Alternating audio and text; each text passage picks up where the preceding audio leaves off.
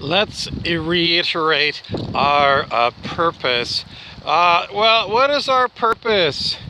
Did we uh, instantaneously just get consciousness uh, and find that we were inside of a little human infant or toddler? At what point did we become self-aware of ourselves? The question comes up because most people can't remember being an infant in a high chair or sucking on a baby bottle. Most people don't have those memories. So is it like we didn't have the right consciousness at that time to create memories? No, that doesn't seem right. The whole thing that I want to bring to your attention is your consciousness is what?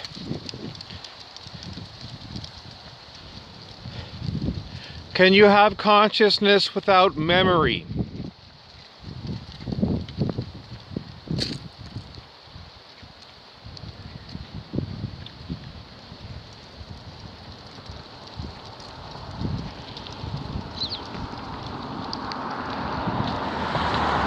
Okay, what did you come up with? I'm going to go with consciousness without memory is still consciousness. Is it? But then they start breaking it down into like short-term memory and long-term memory.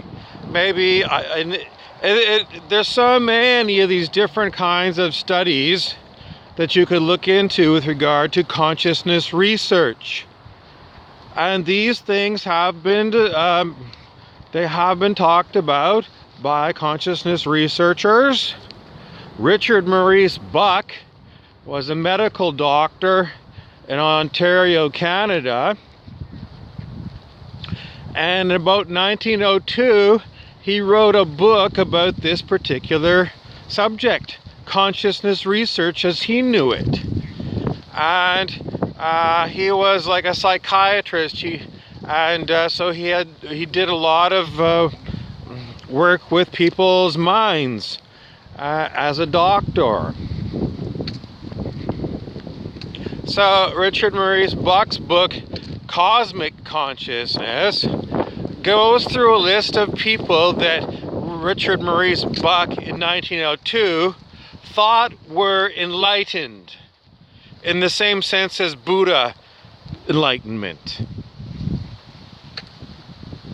So in Cosmic Consciousness, Bucke goes through famous people in history and looks at details about their life story, and if these people described a great change in consciousness, a develop of a new faculty.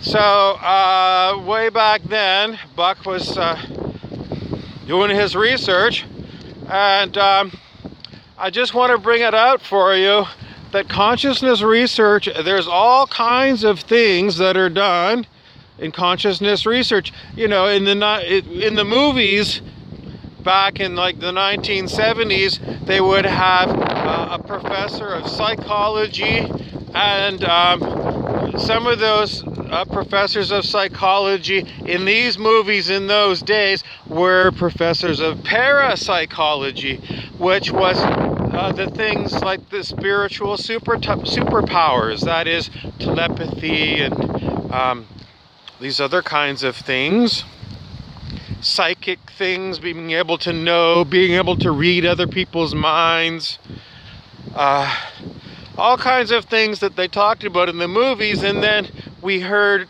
through, let's go with newspaper articles, that these parapsychology professorships were basically invented to be in the movies, and in real universities in our world, they would never hire anybody to study parapsychology. Why? It was just what the newspapers reported. It was considered just a Hollywood way, a Hollywood invention to get you to suspend your disbelief about parapsychology to make you more likely to believe that ghosts are real.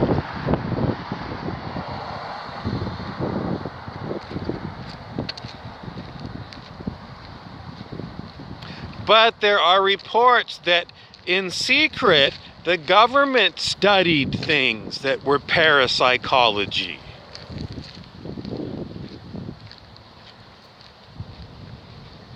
The CIA was thought to have done lots of research, and the CIA had began its research by grabbing all of the Nazi Germany studies into all of this kinds of stuff, because the Nazis would do horrible things to people that Western countries wouldn't allow, supposedly.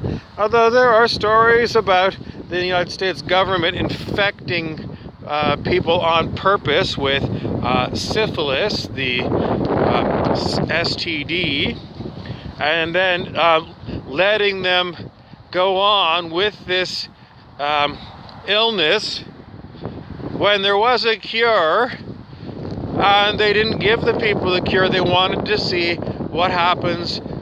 They wanted to study the effect of syphilis in the human body. They were not volunteered. They were people who were locked up for one reason or another. So, it's just the history of planet Earth is that you can trust no one, which was the tagline of the famous paranormal TV show, The X-Files. So, what do you want to go with? What we're told by the media, the newspapers and the TV sets, and or do you want to go with what Hollywood tells you is real? At Hollywood, sometimes what they tell you is fictional may have elements of what's real for them. Sometimes the things that Hollywood tells us are considered to be a disclosure from the government to us of what's possible, or maybe what they already have. This is because we heard about this on mainstream news in the 1970s.